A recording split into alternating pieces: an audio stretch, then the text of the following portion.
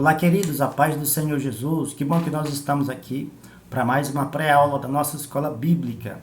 Que bom que Cristo, nosso Senhor e Salvador, Ele tem nos concedido mais esta oportunidade. Eu sou o professor Márcio, membro da Assembleia de Deus, Ministério Missão aqui em Paraopebas, Pará, e nós publicamos neste canal uma série de estudos bíblicos para edificação do povo de Deus. Portanto, quero aqui fazer um convite todo especial para você que ainda não é inscrito. Se inscreva, curta, compartilhe, deixe seus comentários.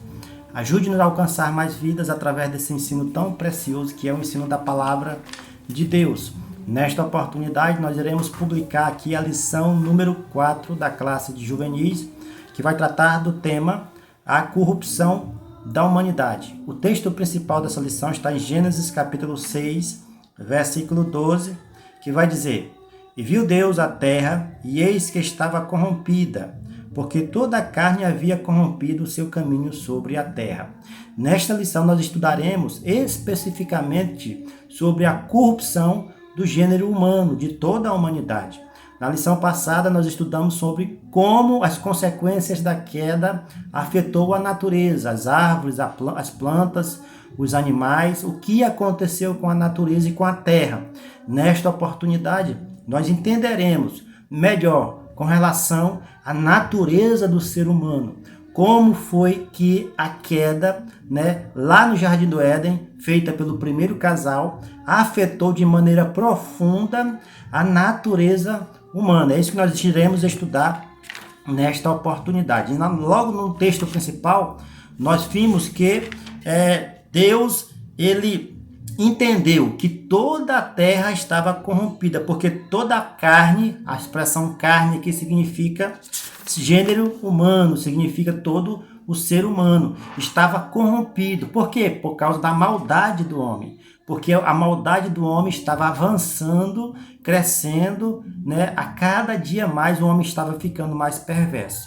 A leitura bíblica em classe dessa lição está em Romanos capítulo 1, verso 20, 21 e 25, e também o verso 27 e 32. É importante os alunos, os professores fazerem a leitura bíblica deste texto bíblico aí na classe dos seus alunos, para que eles possam entender melhor aquilo que será abordado, aquilo que será apresentado aqui nos pontos e subtópicos da nossa lição. O sintetizando da nossa lição vai dizer: o desejo da humanidade em desobedecer a Deus não tem desculpa, pois todos sabem o que é certo e errado. Quando Deus criou o homem, ele criou o homem conforme a sua imagem e semelhança. Ou seja, nós temos atributos morais vindo da parte do nosso Senhor. E quando o homem desobedece o comando de Deus, Adão desobedece o comando de Deus, ele perde parte deste atributo moral. Porém, a consciência do ser humano, mesmo que ele nunca tenha lido a palavra de Deus, a Bíblia Sagrada, ele conhece, ele entende, através de outras coisas, que existe um Deus criador dos céus e da terra. E também ele sabe, através da sua consciência, aquilo que é certo e aquilo que é errado. Deus, ele se apresenta não somente pela sua palavra. Pela palavra dele, nós entendemos a sua vontade. Entendemos o que ele quer que nós façamos para agradar a ele. Mas ele se apresenta também de outras maneiras. Por exemplo, ele se apresenta através da própria natureza. A própria natureza faz esta representatividade de Deus para com os homens. Os homens, quando eles olham para a natureza, muitos entendem que o Deus Criador, ele é grandioso, ele é perfeito, porque a natureza em si, toda a natureza em si, ela é muito bonita. E o homem, quando olha para a natureza, ele entende que Deus, ele é grandioso em poder no seu ato criacionista, Então Deus se apresenta através da natureza, e o homem, através da sua própria consciência, ele já vai saber o que é certo e o que é errado. Por exemplo, o homem pode nunca ter lido a palavra de Deus. Os homens podem nunca ter lido a palavra de Deus, mas eles sabem que é errado tirar a vida de outra pessoa. Eles sabem que não pode fazer mal a uma criança. Ele sabe que não pode mentir, que é errado mentir. Ele sabe que que não pode ser desonesto, que tem que ser honesto. Né? Mesmo sem conhecer a palavra de Deus, a consciência do homem acusa para este sentido, sabendo que aquilo que é certo e aquilo que é errado. Continuando aqui a nossa lição, na introdução, vai dizer o seguinte: atualmente temos muitas informações sobre os mais diversos tipos de corrupção, desvio de dinheiro público, compra de voto, consumo de drogas, prostituição, roubos e assassinatos. Isso tudo porque a humanidade decidiu viver sem Deus. Aí alguma pessoa vem e me pergunta: é possível uma pessoa que não conhece ou não quer se aproximar de Deus ser uma pessoa honesta? É possível. Só que as pessoas que conhecem a Deus, que está próximo a Deus, sabendo que Deus é bom, é justo, é amoroso, é misericordioso, é um Deus que acolhe, é um Deus que pratica a sua justiça. E esta pessoa, a tendência dela é ser cada vez mais parecida com o Deus que conhece, com o Deus criador de todas as coisas.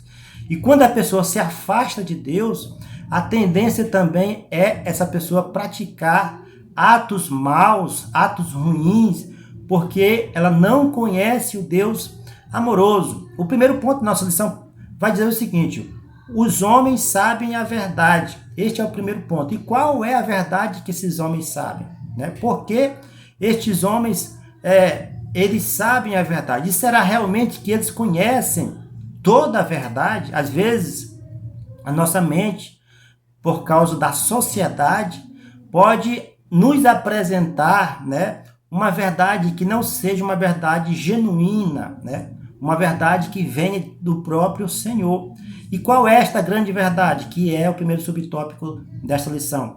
A coisa mais extraordinária para o ser humano é conhecer a Deus. Primeiro ponto, a grande verdade, a maior verdade que existe é que existe um Deus criador de todas as coisas, que existe um Deus que nos contempla e que existe este Deus que a todo momento quer que nós conheçamos a Ele, né?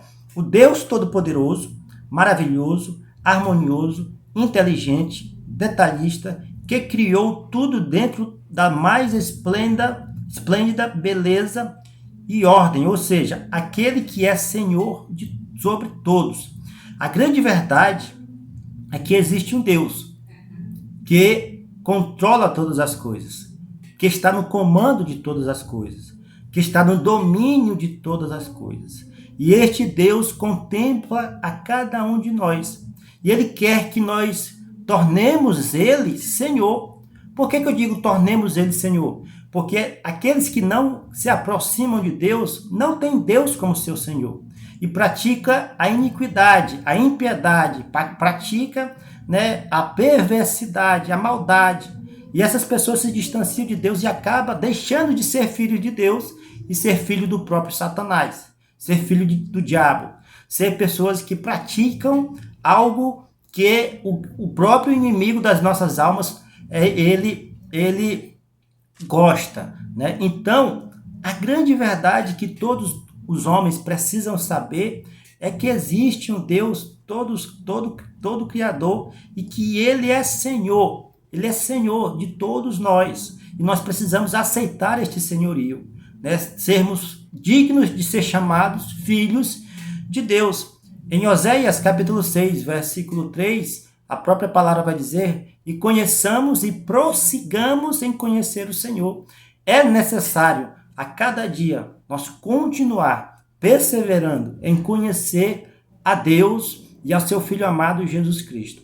A palavra nos ensina a sua verdade, a palavra de Deus, a natureza nos revela o seu grande poder, e a grande verdade é que o Criador está contemplando todas as coisas. Continuando aqui, tal conhecimento é suficiente para ninguém ser condenado ao inferno.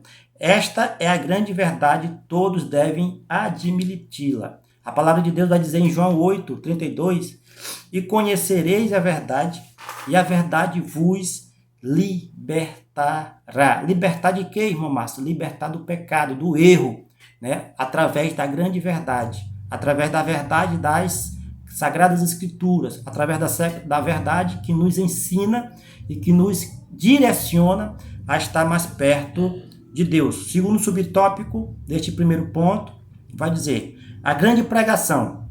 O Senhor, em seu grande amor, por intermédio da natureza, tem se revelado aos homens. Como é que Deus tem se revelado aos homens através da natureza? Em primeiro lugar, sabemos que a natureza, ela é criatura de Deus. Ela foi criada por Deus, conforme Gênesis capítulo 1, versículo 1. No princípio criou Deus céus e a terra.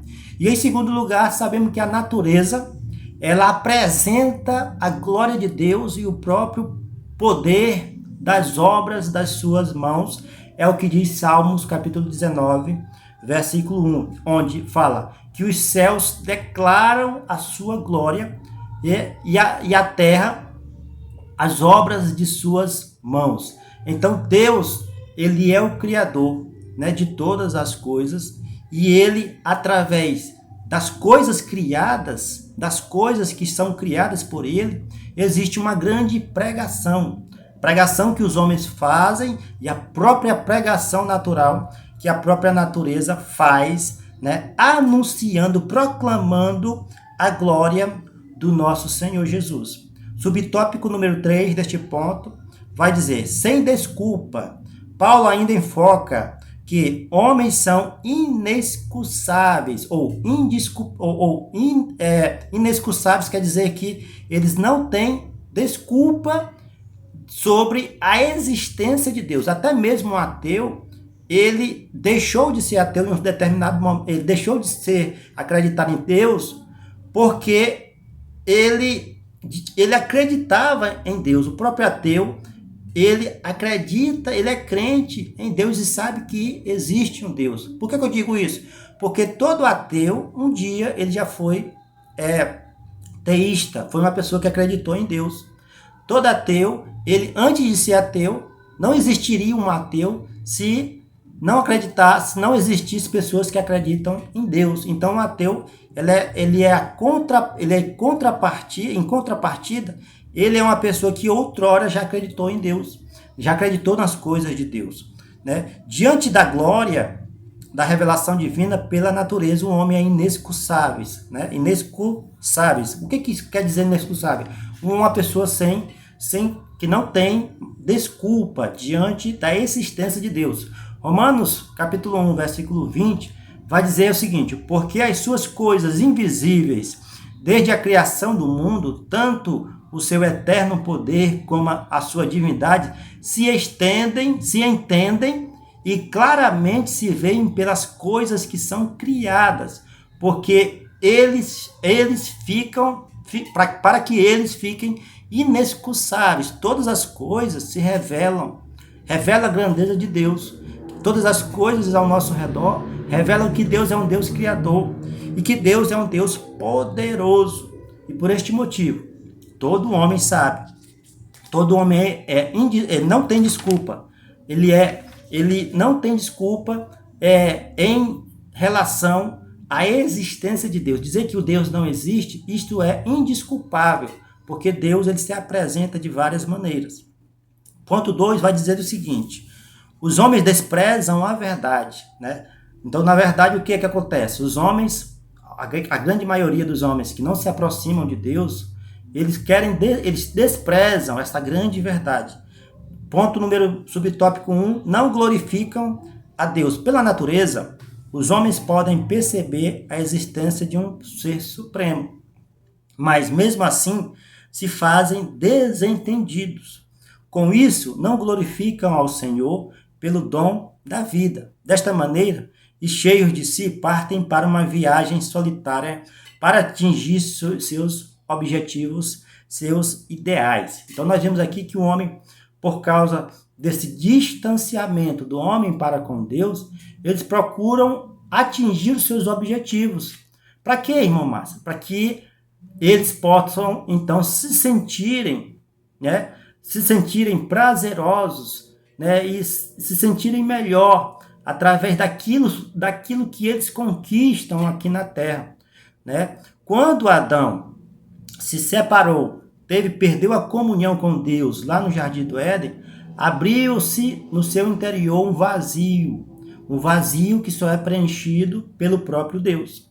E a partir disso, por causa do pecado, o homem procura preencher este vazio de várias formas: riquezas, bens materiais, né, status sociais. Né? O homem tenta de várias maneiras preencher este vazio que está no coração, que ele só consegue preencher com a presença do Senhor, com a presença de Deus. E por que isso acontece? Porque eles estão negando a verdade de Deus, negando que Deus ele está no controle de todas as coisas e ele está no domínio de todas as coisas, por causa da ingratidão, sabendo que a ingratidão causa a ruína do próprio ser humano. Então o homem precisa novamente, né? Quando eu falo homem e mulher, todo gênero humano precisa novamente se voltar para Deus, para aí então ele novamente ser uma pessoa conectado com a verdade,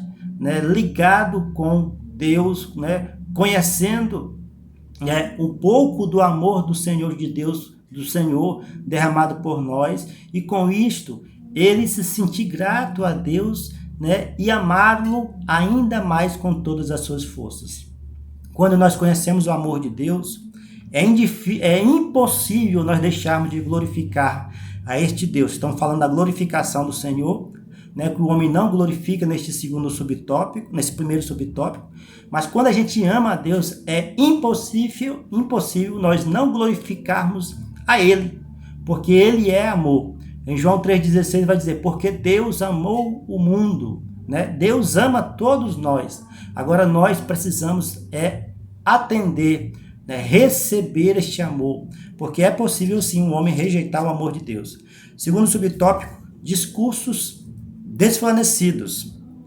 O desprezo pela revelação de Deus faz nascer discursos ímpios, teorias perversas, filosóficas ou filosofias tolas, sem valor, sem vida, baseado no próprio homem.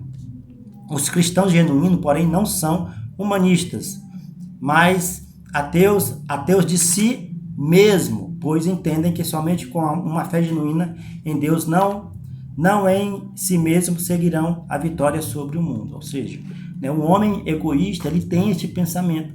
Né? Eles não são ateus, a maioria das vezes não são ateus no fato de não acreditar em Deus. Mas às vezes, né, o autor da nossa lição coloca aqui que eles são ateus no sentido de acreditar nas suas próprias convicções, nos seus próprios pensamentos, naquilo que ele acha, naquilo que ele pensa, né? E defendem isso às vezes com unhas e dentes. O egoísmo sobe para a sua cabeça e eles não têm humildade de reconhecer que são dependentes de Deus, de reconhecer que precisa de Deus, de reconhecer que precisa da misericórdia de Deus. E isto é muito grave nos nossos dias. Homens amantes de si mesmos. Isso não pode acontecer. Terceiro subtópico, mentes fechadas, né? Mentes que não querem se moldar com a palavra de Deus, com a vontade de Deus, com aquilo que Deus tem para a sua vida. Em sua mente vazia está coberta de escuridão, conforme Romanos 1:21. Sem dúvida, a corrupção do gênero humano influenciou decisivamente na formação moral das pessoas, afetando um pouco da natureza moral de Deus, fazendo com que esses homens fossem maus, perversos. Por quê? Porque eles não querem se moldar segundo a sua palavra, mas moldando conforme a palavra de Deus. Em Romanos 12, versículo 2, vai dizer, e não vos conformeis com este mundo, mas transformai-vos com a renovação da vossa mente. A renovação da mente se transforma através do conhecimento de Deus. Ponto 3 da nossa lição vai dizer, o preço da corrupção, entregues à própria sorte. Em Romanos 1:24 está escrito que Deus os entregou às concupiscências do seu coração e à imundícia. No verso 26 está escrito que Deus os abandonou às paixões infames.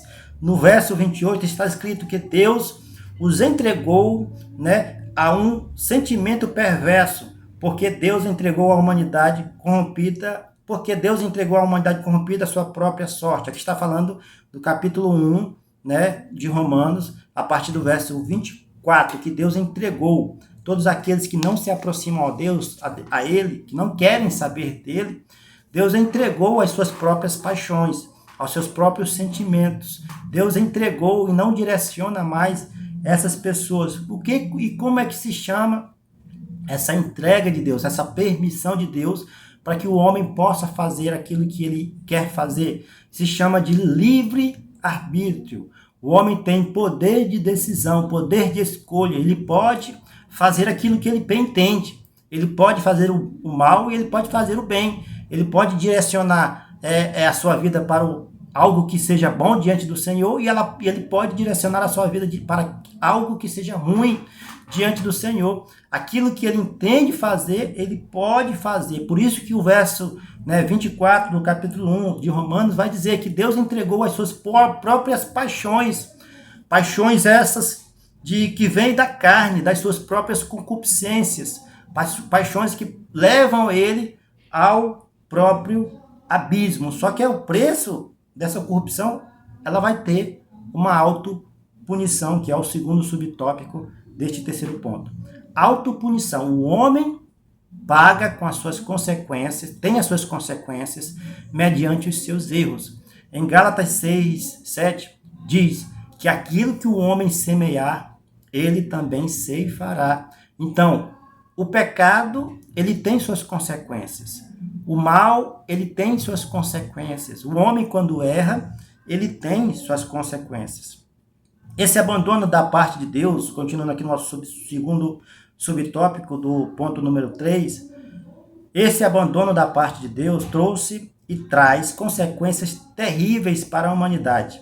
Em Romanos 1, 24, 26 e 28, Paulo escreveu sobre a autopunição imposta ao homem pela desobediência e desonra pelo próprio corpo, prostituição, adultério, fornicação, fazendo coisas que prejudiquem o seu próprio corpo, porque o nosso corpo, conforme a palavra de Deus nos diz, ele é templo e morada do Espírito Santo, e ele não foi feito para a imundície, mas o homem, por causa da sua desobediência, ele afeta o seu próprio corpo, e as consequências vêm posteriormente, sempre terá consequências. E que consequências são essas? Consequências do abandono do Pai, abandono da presença de Deus. Eu sou pai, e tenho tenho dois filhos. Se algum deles se rebelarem e quiserem ir embora, o que eu posso fazer? A mesma coisa é o nosso Pai Celestial. Se nós não quisermos se aproximar de Deus, se nós não quisermos andar na presença do Senhor, acontecerá a mesma coisa. O nosso Deus, ele apenas permitirá que o homem faça tudo que deseja fazer, mas ele não também irá impedir que as consequências venham para este homem, porque este homem agora vai assumir os seus próprios atos, assumindo então a sua autopunição. Deus não é criador do mal. O mal veio à terra por causa do pecado, por causa do livre-arbítrio do primeiro anjo. Nós vamos estudar isso mais na frente.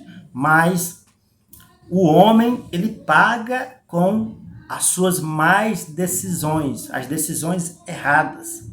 Ponto número 4, o humanismo. Definição. O pastor Claudionor de Andrade, define o humanismo como o pensamento filosófico que valoriza o homem como a medida de todas as coisas. Ou seja, o humanismo prega o antropocentrismo. O que é o antropocentrismo? É o homem no centro. O homem que é o discurso, ou a palestra, ou o ensino, que centraliza o homem em todas as coisas, que centraliza o homem, que tudo o homem pode fazer, tudo o homem ele pode adquirir. E às vezes até através deste humanismo é pregado que O homem, ele tem a sua verdade, e a verdade não é absoluta. Porém, a verdade nós conhecemos, que a única verdade é a palavra de Deus, né? Em João 17, Deus vai dizer, e conhecereis, Jesus vai dizer para os seus apóstolos, na oração sacerdotal, Pai, santifica-os na verdade. Que verdade é essa? A tua palavra é verdade. E o que essa palavra fala? A palavra fala de um Deus Criador, e a palavra fala de Jesus Cristo, Filho de Deus, que veio para salvar toda a humanidade. Subtópico 2, o perigo. Como visto, o humanismo é um sistema filosófico que valoriza o homem acima de todas as coisas, inclusive acima do Criador. Portanto, um pensamento antropocêntrico, né, que conflita dessa forma com o mandamento de amar ao Senhor, nosso Deus, com todo o coração, com toda a alma e com toda a sua mente, conforme Mateus 22 e 37. Amar a Deus sobre todas as coisas, é o que o Senhor Jesus falou no resumo da lei. Amar a Deus é o primeiro mandamento que está no topo, que precisa ser, né, obedecido.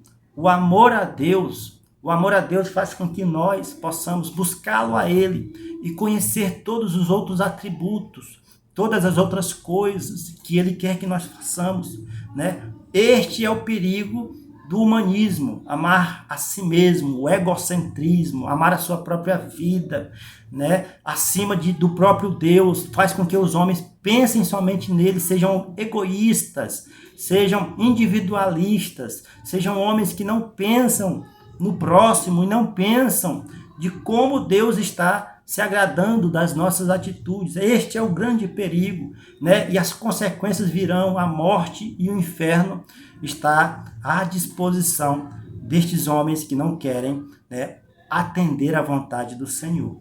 Terceiro subtópico, humanismo em nossos dias, o fundo do poço. Em Romanos 1,32, Paulo fala sobre o pior estágio da desobediência humana, o fundo do poço. Fazer o que é errado é aprovar que os outros façam o mesmo, que é o cerne do pensamento humanista. O padrão de desobediência parte da total indiferença com o Criador. O fundo do poço, né? E o humanismo dos nossos dias, que é o nosso terceiro subtópico, de maneira bem resumida que eu vou falar para os irmãos, é o seguinte: eu sei que estou fazendo errado, eu sei que estou no erro, eu sei que estou no pecado, eu sei que o que eu estou fazendo não é correto e eu estou influenciando outras pessoas também para fazerem, né? E chega um certo ponto que às vezes até minha mente fica cauterizada, né? Mesmo eu fazendo o errado, achando que é certo, pensando que é certo. A minha mente já está no estágio de cauterização tão forte que eu defendo isto com unhas e dentes e induzo outras pessoas também a fazer o erro, a estar no erro, a praticar o erro, né? E isto faz com que nós entendamos que o ser humano chegou no fundo do poço. O ser humano desta maneira, né, ele pode perder a sua salvação completamente. O Senhor Jesus falou sobre a blasfêmia do Espírito Santo.